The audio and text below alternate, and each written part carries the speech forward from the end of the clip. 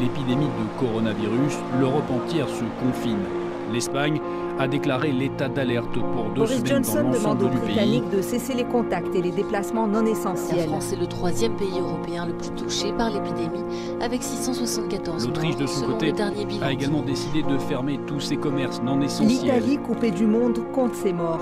Au cimetière de Bergamo, on reçoit les Les cercueils. rues de nombreuses villes européennes étaient vides ce week-end, comme ici à Pristina, la capitale du Kosovo, qui a enregistré samedi ses premiers décès liés au Covid-19. Depuis la révolution industrielle, on nous parle de croissance éternelle, que le capitalisme est un système immortel. Attendez, je ne suis pas dans une bulle artificielle.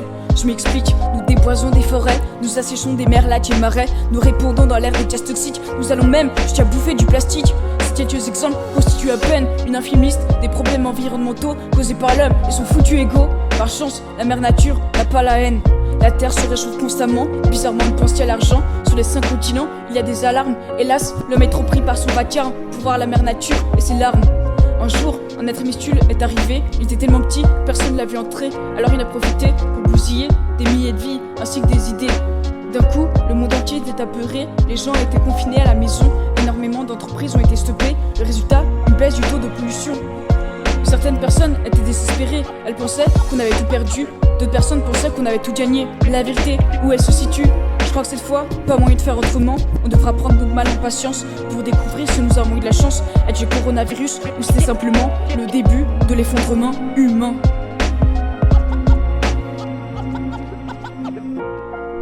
Après 10 jours sans touristes chassés par la pandémie liée au coronavirus, l'eau des canaux de Venise est redevenue limpide. Les habitants pourraient même tomber le masque qu'ils sont habitués à porter pour ne pas suffoquer. Le coronavirus se propage mais la planète respire. Pour notre planète, c'est un soulagement car les niveaux de pollution diminuent également. En ce moment, dans les villes chinoises, ils peuvent voir le ciel bleu. Avec ces villes et ces usines à l'arrêt depuis près d'1 mois et demi, les émissions de dioxyde d'azote ont été réduites d'1 tiers dans certaines régions.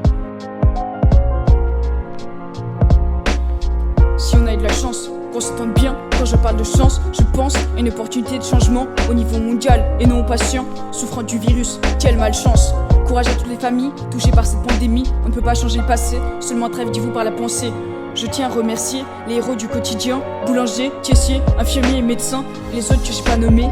J'ai kiffé écrire ces 2 scénarios, repenser que même dans le pire il y a du beau, on verra bien comment va se dérouler la suite, c'est sûr, on en parlera plus qu'un tweet.